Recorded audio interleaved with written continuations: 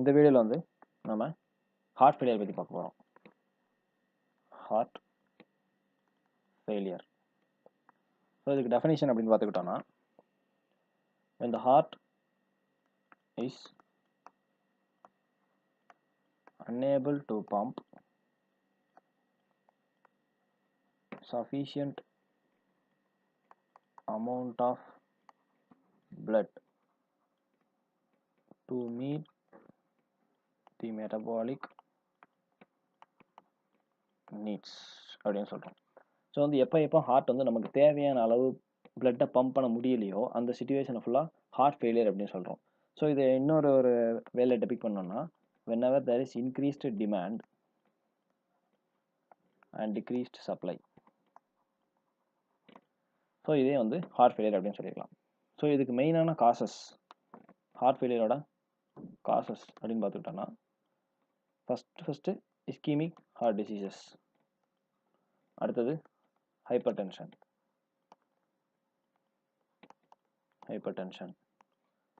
அடுத்தது valvular heart diseases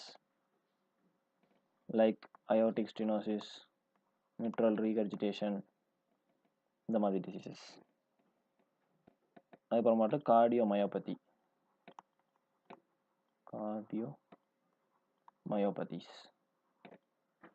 எதாவது வேணா இருக்கலாம்.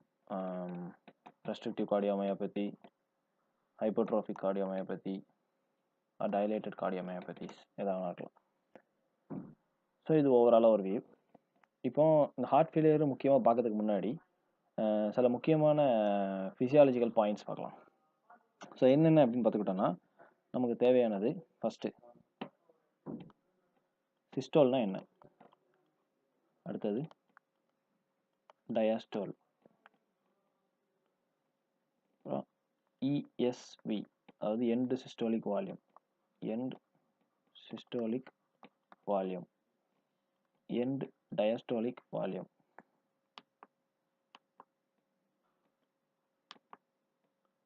end systolic volume, end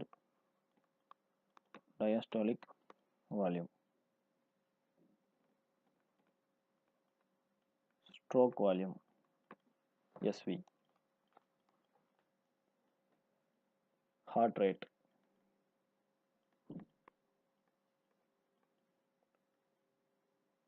cardiac output C4, preload, afterload,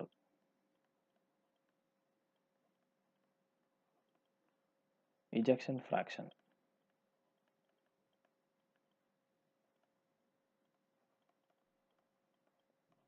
so இதுக்கெல்லாம் என்ன மீனிங் அக்யூரேட்டாக அப்படின்னு பார்ப்போம். ஸோ சிஸ்டோல் அப்படிங்கும்போது ஈஸி தான். சிஸ்டோலுங்கிற கான்ட்ராக்ஷன்,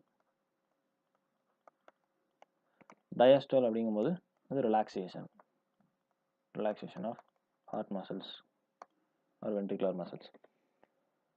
ஓகே, அப்புறம் end systolic volume, end diastolic volume. So இது ரெண்டு என்னன்னு தெரியணும். ஸோ இப்போ வந்து இதுக்கு ஒரு பிக்டோரியலாக நம்ம வந்து ஓகே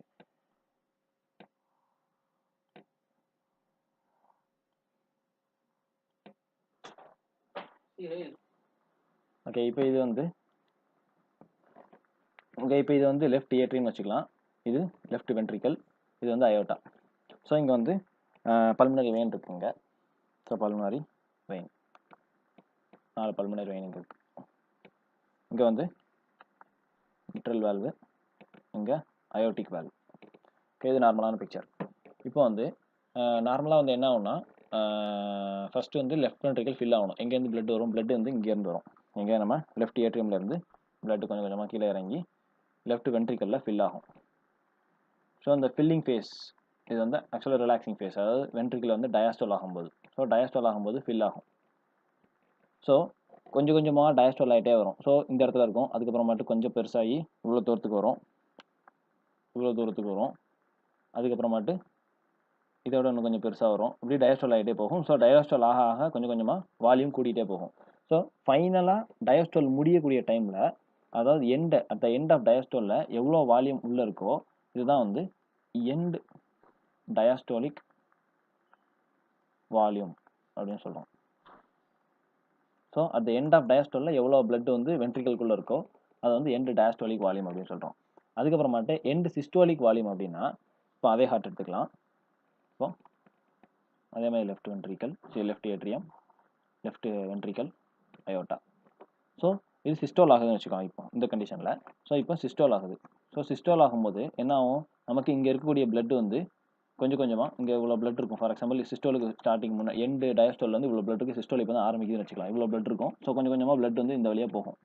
ஸோ போகும்போது நமக்கு கொஞ்சம் கொஞ்சமாக இங்கே உள்ள பிளட்லாம் காணாமாயிட்டே போகும். அதாவது மூவ் பண்ணி போயிட்டே இருக்கும். போகும்போது அட் த எண்டு சிஸ்டோலோட எண்டில் கொஞ்சமோண்டு வால்யூம் வந்து எப்போவுமே மீதி இருக்கும் ஹார்ட்டில். So at the end of சிஸ்டோலில் எவ்வளோ பிளட் உள்ளே இருக்கோ அதுதான் வந்து எண்ட் சிஸ்டோலிக் வால்யூம் அப்படின்னு சொல்கிறோம். ஸோ இதுதான் end systolic volume, end diastolic volume. அப்புறம் ஸ்ட்ரோக் வால்யூம் அப்படின்னா என்ன, இப்போ ஃபார் எக்ஸாம்பிள் இப்போ எண்டு டயஸ்டோலிக் வால்யூம் வந்து எவ்வளோ வச்சுக்கலாம், ஒரு சும்மா ஒரு எக்ஸாம்பிளுக்காக சொல்கிறேன், அக்யூரேட்டான வேல்யூ பின்னாடி பார்த்துக்கலாம். ஸோ எண்டு டயஸ்டோலிக் வால்யூம் வந்து 100 mlன்னு வச்சுக்கலாம். இப்போ சிஸ்டோல் ஆயிடுச்சு. சிஸ்டோல் ஆனதுக்கப்புறமாட்டு எண்டு சிஸ்டோலிக் வால்யூம், அதாவது போன பிளட்டு போக மீதி எவ்வளோ இருக்குது, அதாவது எண்டு டயஸ்டோலிக் மொத்தமாக உள்ள பிளட்டு பம்ப் பண்ணி போயிடுச்சு பிளட்டு, அது போக மீதி எவ்வளோ பிளட் இருக்குது அதுங்கிறது end systolic. So end systolic volume அப்படிங்கிறது வந்து ஒரு 30 mlன்னு வச்சுக்கலாம்.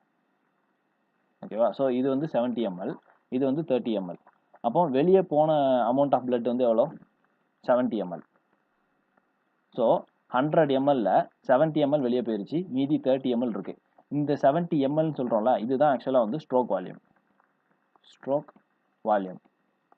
ஸோ ஸ்ட்ரோக் வால்யூம் அப்படிங்கிறத எப்படி சொல்லலாம்னா, ஒரு சிஸ்டோலுக்கு எவ்வளோ பிளட் வந்து எஜெக்ட் ஆகுது,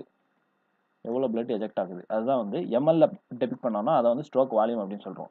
இதுவே வந்து பெர்சன்டேஜில் டெபிக் பண்ணலாம். இப்போ இது 100 ml, 100 mlல 70 ml வெளியே போயிருச்சு, மீதி 30 ml இருக்குது. ஸோ இதை பெர்சன்டேஜில் சொன்னோன்னா 100%ல் 70% வெளியே போயிருச்சு, 30% மீதி இருக்குது. எக்ஸாம்பிளுக்கு சொல்கிறேன். ஸோ இந்த பெர்சன்டேஜில் டெபிக் பண்ணும்போது இது வந்து எஜெக்ஷன் ஃப்ராக்ஷன். ஸோ ஒரு சிஸ்டோலுக்கு எவ்வளோ எம்எல் ஆஃப் பிளட் வெளியே போகுது அப்படிங்கிறது ஸ்ட்ரோக் வால்யூம். ஒரு சிஸ்டோலுக்கு எவ்வளோ பெர்சன்டேஜ் ஆஃப் பிளட், அதாவது இந்த மொத்த பார்ட்டில் எவ்வளோ பெர்சன்டேஜ் வெளியே போகுது அப்படிங்கிறது வந்து எஜெக்ஷன் ஃப்ராக்ஷன். ஓகே, இதுக்கப்புறமாட்டு ஸோ இது பார்த்தாச்சு. ஹார்ட் ரேட் நார்மலாக தெரியும், 72 beats per minute நார்மலாக உள்ளது தான். அதுக்கப்புறமாட்டு ப்ரீலோடு, ஆஃப்டர் லோடு. ஓகே, இப்போ கார்டியாக் அவுட்புட் வந்து இந்த ப்ரீலோட் ஆஃப்டர் லோட் பார்த்ததுக்கப்புறம் வேண்டி பார்க்கலாம். ஸோ இதில் வந்து ப்ரீலோட் ஆஃப்டர் லோட் அப்படின்னு எடுத்துக்கிட்டோம்னா, ஸோ ப்ரீலோட்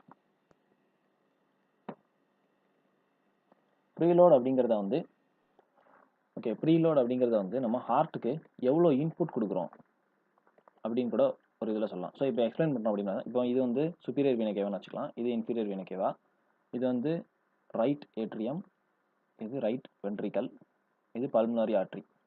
ஓகே, இப்போ வந்து நம்ம இங்கே அதாவது லெஃப்ட் ஏட்ரியமில் லெஃப்ட் வென்ட்ரிக்கல்ல இருந்து அயோட்டா வழியாக பிளட் போயிட்டே இருக்கும்.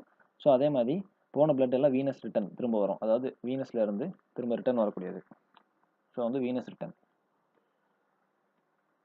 வந்துகிட்டே இருக்கு. ஸோ இப்போ ரைட் வென்ட்ரிக்கலோட எண்டு டயஸ்டோலிக் வால்யூம் அப்படின்னு எடுத்துப்போம். ஸோ வந்து அட் த எண்ட் ஆஃப் டயஸ்டோலில் வந்து ரைட் வென்ட்ரிக்கலில் எவ்வளோ வால்யூம் இருக்குது அப்படிங்கிறதையும் நம்ம வந்து ப்ரீலோட் அப்படின்னு சொல்லலாம். அதாவது ஹார்ட்டுக்கான இன்புட், மெயினான இன்புட் வந்து இந்த வழியாக தான் வருது. ஸோ வந்து ஹார்ட்டுக்கான மெயினான இன்புட் அப்படிங்கிறத வந்து வீனஸ் ரிட்டர்ன், அப்படி இல்லைன்னா end diastolic volume of right ventricle, இந்த மாதிரி சொல்லலாம். இப்போ லெஃப்ட் வென்ட்ரிக்கல் எடுத்துக்கிட்டோம்னா லெஃப்ட் வென்ட்ரிக்கலுக்கு அதே மாதிரி எங்கேருந்து பிளட் வருது. ஸோ இது எல்லாமே வந்து லெஃப்ட் சைடு ஹார்ட்டுக்கு ரைட் சைடு ஹார்ட்டுக்கு மாற்றி வரும். ஸோ ப்ரீலோட் அப்படிங்கிறது வந்து ஹார்ட்டுக்கு நம்ம கொடுக்கக்கூடிய லோடு, அதாவது இன்புட் அப்படின்னு வச்சுக்கலாம். அதுக்கப்புறமாட்டு ஆஃப்டர் லோடு அப்படின்னு சொல்லும்போது, ஸோ வந்து ஆஃப்டர் லோடு. ஸோ ஆஃப்டர் லோட்னா இதுக்கு டெஃபினிஷன்ஸ் அப்படின்னு பார்த்துக்கிட்டோன்னா, the resistance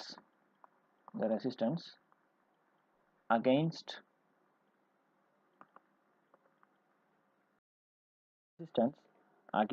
which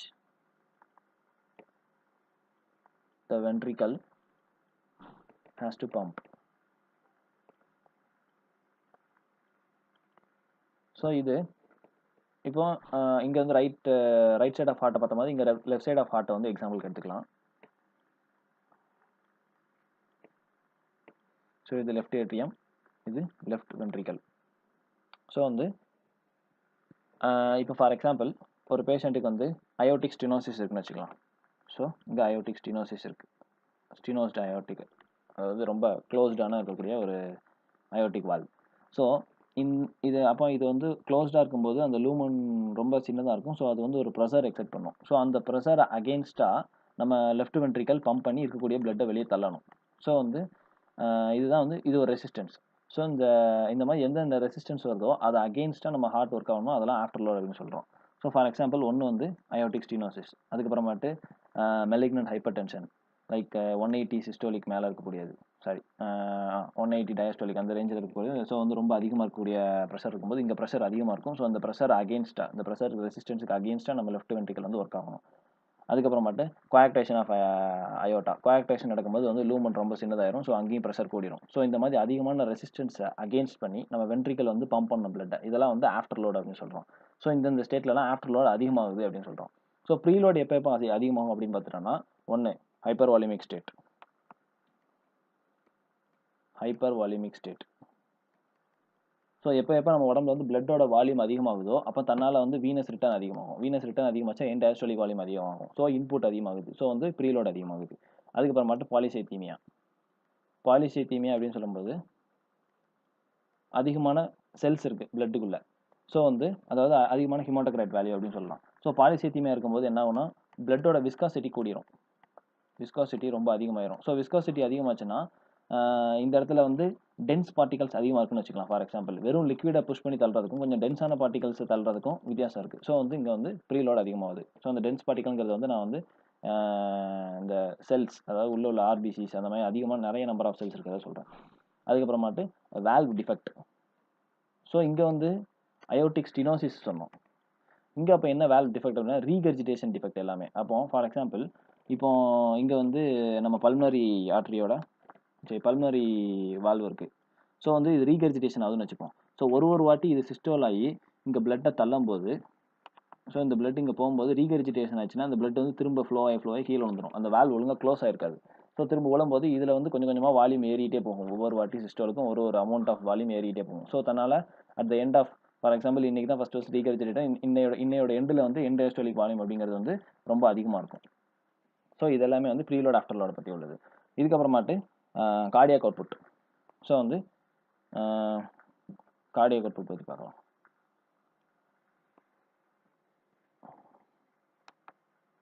cardiac output. So cardiac output அப்படிங்கிறதுக்கு ஃபார்முலா வந்து heart rate into stroke volume. So இதில் ஹார்ட் ரேட்னா என்னன்னு தெரியும், ஸ்ட்ரோக் வால்யூம்னாலும் எல்லாம் தெரியும். அது போக இதில் மெயினாக வந்து இது வந்து என்னன்னு நமக்கு தெரியும், ஆனால் எந்தெந்த சிச்சுவேஷனில் இது மாறும் அப்படின்னு நமக்கு தெரியாது. ஸோ இப்போ கார்டியாக் அவுட்புட் அப்படிங்கும்போது ஹார்ட் ரேட் மாறும்போது கார்டியாக் அவுட்புட் தன்னால் மாறுது. ப்ளஸ் ஸ்ட்ரோக் வால்யூம் மாறும்போது தன்னால் கார்டியாக் அவுட்புட் மாறும். ஏன்னா இதை ரெண்டு டிபெண்ட் பண்ணி தான் அந்த கார்டியாக் அவுட்புட் இருக்குது. ஸோ ஹார்ட் ரேட் எப்பப்போ மாறும் அப்படின்னு பார்த்தோம்னா ஃபஸ்ட்டு வந்து autonomic nervous system. Autonomic nervous system sympathetic parasympathetic ரெண்டும் வந்து opposite effect on heart rate. So சிம்பத்தட்டிக்கில் வந்து ஹார்ட் ரேட் கூடும், பேராசிம்பத்தட்டிக்கில் ஹார்ட் ரேட் கம்மியாகும். ஸோ அதுக்கு ஏற்ற மாதிரி ஸோ ஹார்ட் ரேட் கூடுச்சுன்னா ஹார்ட் ரேட் கூடும்போது கார்டியாக் அவுட்புட் கூடும், ஹார்ட் ரேட் கம்மியாகும் போது கார்டியாக் அவுட்புட் கம்மியாகும். ரெண்டாவது body temperature. Body temperature depend பண்ணி ஹார்ட் ரேட் மாறும். அதுக்கப்புறம் மூணாவது வந்து அயான்ஸ், மெயினாக வந்து பொட்டாசியம். ஸோ பொட்டாசியம் அயன் வந்து 3 to 4 டைம்ஸ் நம்ம பாடியில் அதிகமாகும் போது ஹார்ட் ரேட் வந்து கம்மியாக ஆரம்பிச்சிடும் because of extracellular accumulation of potassium. அதுக்கப்புறமாட்டு கேட்டகோலமைன்ஸ். ஸோ கேட்டகோலமைன்ஸ் அப்படிங்கும்போது அது வந்து கிட்டத்தட்ட அட்ரினலின், நாரட்ரினலின், எபினெஃப்ரின் அந்த மாதிரி. ஸோ அதோட ஆக்ஷன் வந்து ஹார்ட்டில் வந்து ரேட்டை வந்து கூட்டுறது தான், ஹார்ட் ரேட்டை கூட்டுறது கேட்டகோலமைன்ஸ். ஓகே. அதுக்கப்புறம் ஸ்ட்ரோக் வால்யூம். ஸோ நம்ம ஏற்கனவே என்ன படித்தோம், ஸ்ட்ரோக் வால்யூம் அப்படிங்கிறது வந்து ஒரு வாட்டி சிஸ்டோல் ஆகும்போது எவ்வளோ பிளட் வெளியே வருதோ அதான் ஸ்ட்ரோக் வால்யூம் அப்படின்னு படித்தோம். ஸோ இதை நம்ம எப்படி டெபிக் பண்ணலாம், end diastolic volume minus end systolic volume. அதாவது எண்ட் டயஸ்டோலிக் வால்யூம் நம்ம எவ்வளோ பார்த்தோம், 100 ml பார்த்தோம். எண்ட் சிஸ்டோலிக் வால்யூம்ங்கிறது 30 ml பார்த்தோம். ஸோ தன்னால் வந்து ஸ்ட்ரோக் வால்யூம் அப்படிங்கிறது 70 ml. இது நம்ம நார்மலாக பார்த்த ஒரு எக்ஸாம்பிளுக்கு சொன்னது. ஆனால் ஒரிஜினல் வேல்யூ வந்து கடைசி சொல்கிறேன். ஸோ வந்து இதுதான் வந்து அப்போ வந்து ஸ்ட்ரோக் வால்யூம் அப்படிங்கிறது வந்து end diastolic volume end systolic volume depend பண்ணியிருக்கு. ஸோ இப்போ எண்டு டயஸ்டாலிக் வால்யூம் எதை டிபெண்ட் பண்ணியிருக்கு அப்படின்னு பார்த்துக்கிட்டோம்னா, எண்டு டயஸ்டாலிக் வால்யூம் அப்படிங்கிறத வந்து ஃபில்லிங் வால்யூம் அப்படின்னு சொல்லலாமா? ஸோ வந்து ஃபில்லிங் வால்யூம். ஸோ இந்த ஃபில் அப்படின்னா இப்போ வந்து இதான் வந்து நம்மளோட டயஸ்டால் டைமில் ஃபில் ஆகிட்டு இருக்கு கொஞ்சம் கொஞ்சமாக. ஸோ அதிக நேரம் டயஸ்டால் ஆச்சுன்னா அதிகமாக பிளட் ஃபில் ஆகும். கம்மியான நேரம் டயஸ்டால் ஆச்சுன்னா கம்மியான பிளட் தான் ஃபில் ஆக முடியும். ஸோ வந்து டியூரேஷன் ஆஃப் டயஸ்டால் வந்து ஃபில்லிங்க்கு ரொம்ப முக்கியம். Duration of diastole. அதுக்கு அடுத்தது வீனஸ் ரிட்டர்ன். ஸோ இப்போ வந்து நம்ம ஏற்கனவே இன்னும் அந்த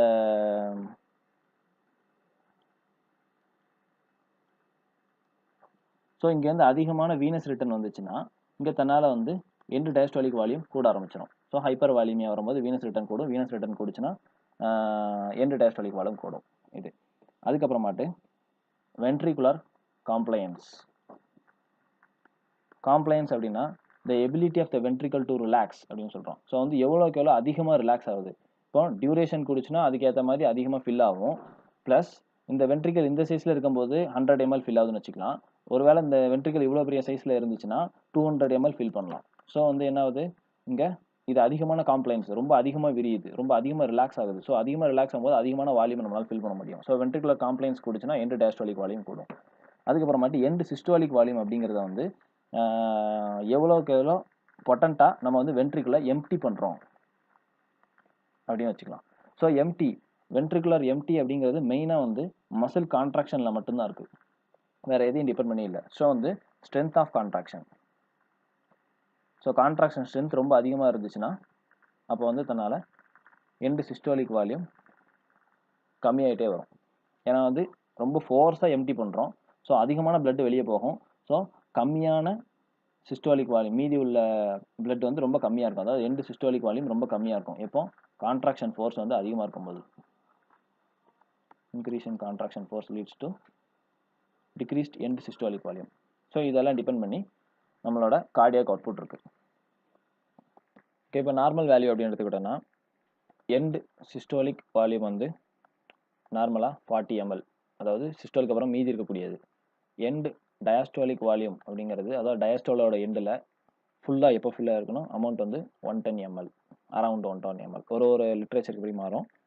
அடுத்து ஸ்ட்ரோக் வால்யூம் அப்படிங்கும்போது ஒரு சிஸ்டாலுக்கு எவ்வளோ வால்யூம் வெளியே போகுது. ஸோ இந்த 110 ml எவ்வளோ வால்யூம் வெளியே போகுது, அப்போ இது ரெண்டையும் மைனஸ் பண்ணால் தன்னால் கிடச்சிரும். ஸோ 70 ml, 110 minus 40 அப்படிங்கிறது 70 ml ஸ்ட்ரோக் வால்யூம். ஸோ இதில் எஜெக்ஷன் ஃப்ராக்ஷன் அப்படின்னு சொல்லிட்டோம்னா இது ரெண்டையும் பர்சன்டேஜ் கணக்கில் போட்டோம்னா 60, around 60%, 60 to 65%.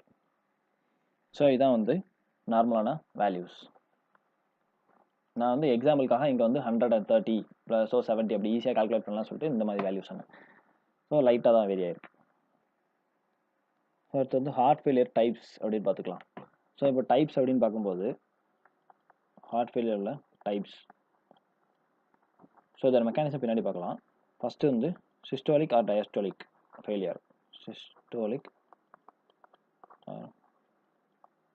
Diastolic failure.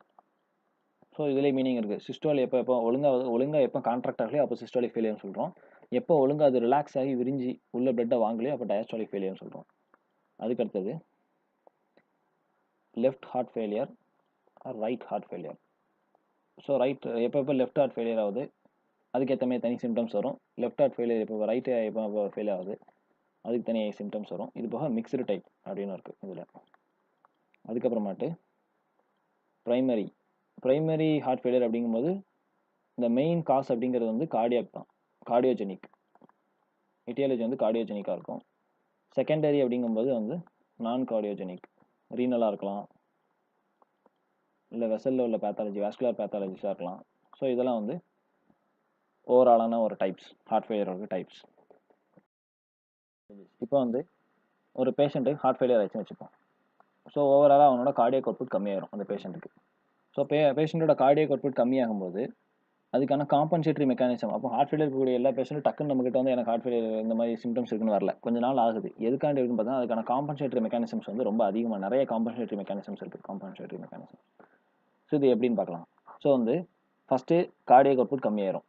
Cardiac output கம்மியாச்சுன்னா தன்னால் வந்து பிளட் ப்ரெஷர் கம்மியாயிருது. ஸோ வந்து ஒரு ஆர்கனுக்கு பெர்ஃபியூஷன் ரொம்ப கம்மியாயிரும். ஸோ எல்லா ஆர்கனுக்கும் பெர்ஃபியூஷன் கம்மியாகும். தன்னால் வந்து ரீனல் பிளட் சப்ளையும் கம்மியாகும். ரீனல் பிளட் ஃப்ளோவும் கம்மியாகுது. சாரி, கிட்னிக்கு பிளட் ஃப்ளோ கம்மியாச்சுன்னா தன்னால் கிட்னி வந்து என்ன பண்ணுன்னா ரெனின் அப்படிங்கிற ஒரு காம்பவுண்டை ரிலீஸ் பண்ணுது. Increased renin. ஸோ நமக்கு இந்த ரெனின் பற்றி நல்லாவே தெரியும். இந்த ரெனின் ஆரம்பிச்சிச்சுனாலே renin angiotensin aldosterone system activate ஆயிரும். ஸோ இதோட வேலை அப்படின்னு பார்க்கும்போது இந்த ஆஞ்சியோடென்சின் 2 அப்படிங்கிறது நேராக போயிட்டு வேசோ கன்ஸ்ட்ரிக்ஷன் பண்ணி விட்ரும். இந்த ஆல்டோஸ்டிரான் அப்படிங்கிறது வந்து வாட்டர் ரீஅப்சார்ப்ஷன், கிட்னியில் வந்து வாட்டர் ரீஅப்சார்ப்ஷனை கூட்டிடும். அதாவது யூரினேஷனை கம்மி பண்ணி யூரின் வந்து கான்சென்ட்ரேட் பண்ணிடும். யூரினில் உள்ள வாட்டரை கம்மி பண்ணிட்டு வாட்டரை ரீஅப்சார்ப் பண்ணி நம்ம பிளட்டுக்கு ரீஅப்சார்ப் பண்ணி கொண்டு வந்துடும். ஸோ வந்து ஓவராலாக வந்து கார்டியக் அவுட்புட் கம்மியாகும் போது ரீனல் பிளட் ஃப்ளோ கம்மியாகுது. தன்னால் வந்து வேசோ கன்ஸ்ட்ரிக்ஷன் ப்ளஸ் வாட்டர் ரீஅப்சார்ப்ஷன் ஆகும்போது தன்னால் என்ன ஆகுதுன்னா நம்ம உடம்புக்குள்ளே வாட்டர் அதிகமாகுது. ஸோ வந்து பிளட்டோட வால்யூம் கூடுது அப்படின்னு சொல்கிறோம். So increased blood volume or hyper volume. So vasoconstriction அப்படின்னு சொல்லும்போது நமக்கு ஆஃப்டர் லோடு, அதாவது நம்ம ஆஃப்டர் லோடு என்ன பார்த்தோம், ஹைப்பர் டென்ஷன் இருக்கும்போது வந்து ஆஃப்டர் லோடு கூடும், அயோட்டிக் ஸ்டீனோசிஸ் இருக்கும்போது ஆஃப்டர் லோடு கூடும். ஸோ வந்து அயோட்டாக்கு அந்த பக்கம் எந்தெந்த ரெசிஸ்டன்ஸ் இருக்கோ எல்லாமே வந்து ஆஃப்டர் லோடு கூட அப்படின்னு சொல்கிறோம். ஸோ வேசோ கன்ஸ்ட்ரிக்ஷன் அப்படிங்கும்போது வெசலோட லூமன் வந்து சிறுசாயிருது. ஸோ வெசலோட லூமன் வந்து சிறுசாகும் போது தன்னால் சிறுசான அந்த லூமனில் ப்ரெஷர் ரொம்ப அதிகமாக இருக்கும். ஸோ இந்த ப்ரெஷரை தாண்டி நம்மளோட லெஃப்ட் ஹார்ட் வந்து பம்ப் பண்ணணும். ஸோ வந்து ரெசிஸ்டன்ஸ் கூடுது. ஸோ ரெசிஸ்டன்ஸ் கூடும்போது ஆஃப்டர் லோடு தன்னால் கூட ஆரம்பிச்சிடும். So increased afterload. So அதுக்கப்புறமாட்டு பிளட் வால்யூம் ரொம்ப அதிகமாகுது. ஸோ பிளட் வால்யூம் அதிகமாகும் போது தன்னால் வந்து வீனஸ் ரிட்டர்ன் அதிகமாகும். ஸோ தன்னால் வந்து ப்ரீலோடும் ரொம்ப அதிகமாகும். ஸோ இந்த ஆஃப்டர் லோட் ப்ரீலோடு எல்லாமே அதிகமாகிட்டு ஹார்ட் இன்னும் கொஞ்சம் கஷ்டப்பட்டு ஒர்க் பண்ணும். ஸோ ஹார்ட் வந்து இன்னும் கொஞ்சம் கஷ்டப்பட்டு அதுக்கான லோடு ரொம்ப அதிகமாகிடும், ரொம்ப கஷ்டப்பட்டு ஒர்க் ஆகும். திரும்ப இந்த வேசோ கன்ஸ்ட்ரிக்ஷன் ஆனதுனால பிளட் ப்ரெஷர் வந்து நார்மலைஸ் ஆயிரும். ஒன்று. அடுத்தது பிளட் வால்யூம் கூடும்போது தன்னால் ஸ்ட்ரோக் வால்யூம் கூடும், என்டயஸ்டாலிக் வால்யூம் கூடும். என்டயஸ்டாலிக் வால்யூம் கூடுச்சுன்னா தன்னால் ஸ்ட்ரோக் வால்யூம் கூடும்.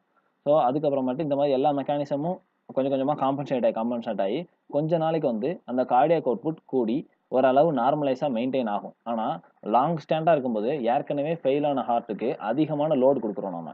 ஸோ அதிகமான லோடு, அதாவது ஆஃப்டர் லோடும் ப்ரீ லோடும் அதிகமாக கொடுத்துட்டே இருக்கும் ஏற்கனவே ஃபெயில் ஆன ஹார்ட்டுக்கு. ஸோ அது ஏற்கனவே ஃபெயில் ஆன ஹார்ட்டுக்கு அதிகமான லோடு கொடுக்கும்போது அது இன்னும் கொஞ்சம் ஃபெயில் ஆகிட்டே இருக்கும்.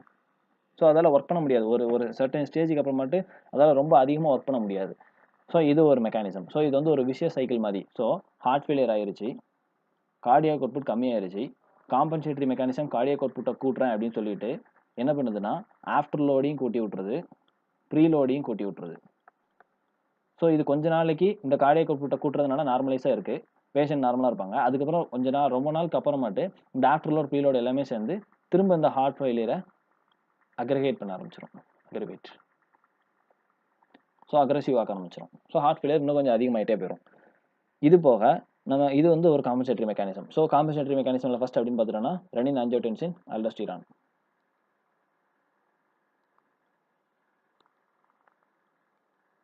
Renin angiotensin aldosterone mechanism first காம்பன்சேட்டரியில்.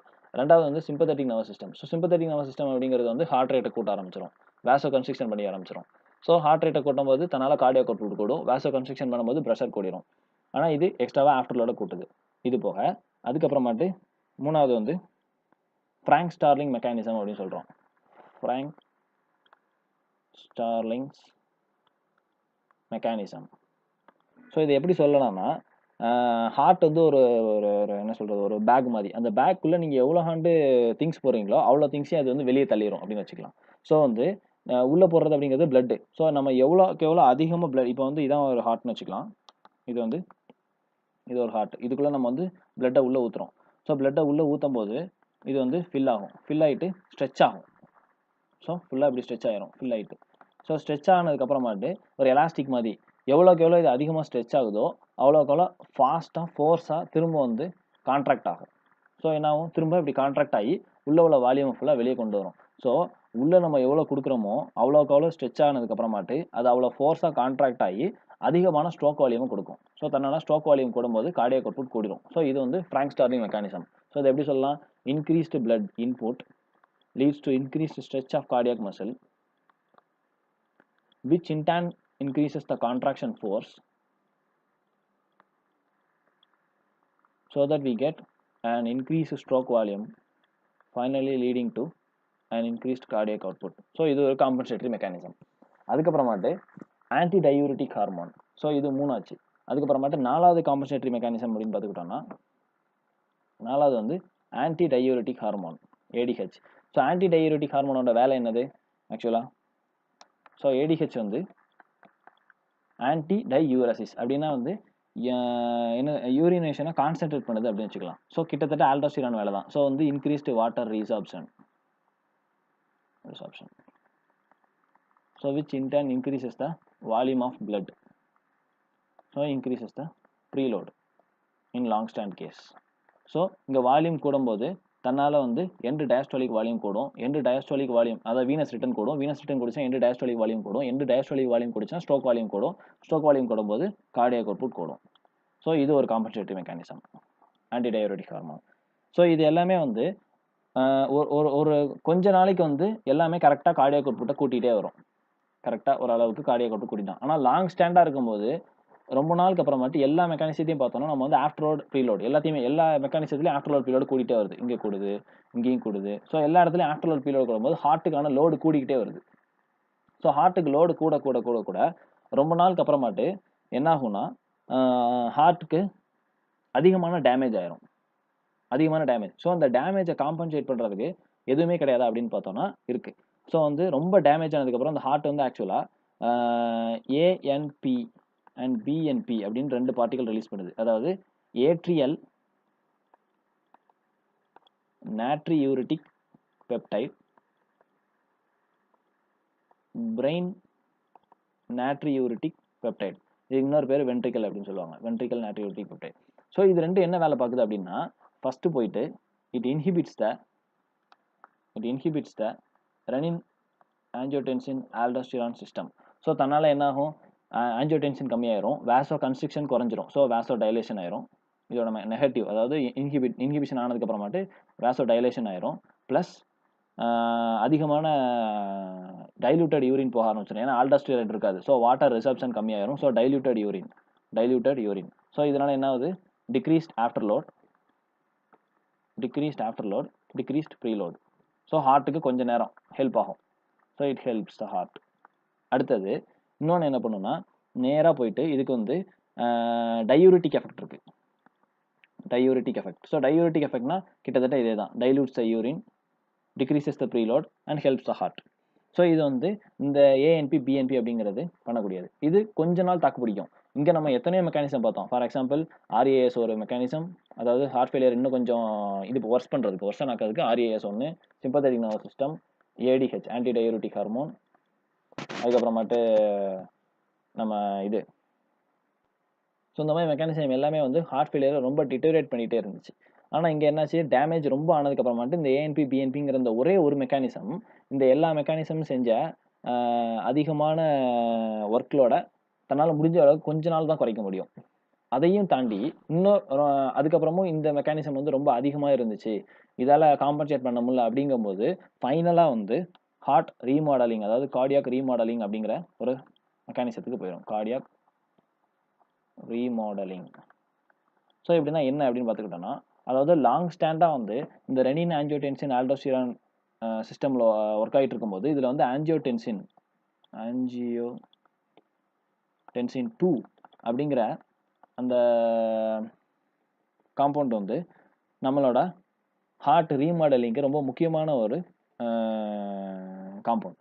எப்படி அப்படின்னு பார்த்துக்கிட்டோம்னா, ஆஞ்சியோடென்சின் 2 அப்படிங்கிறது ப்ளஸ் இது கூட சேர்ந்து DGF beta, transforming growth factor beta அப்படிங்கிற இந்த 2 பேரும் சேர்ந்து நேராக ஹார்ட்டில் உள்ள ஃபைப்ரோபிளாஸ்ட்டை ஆக்டிவேட் பண்ணுறாங்க.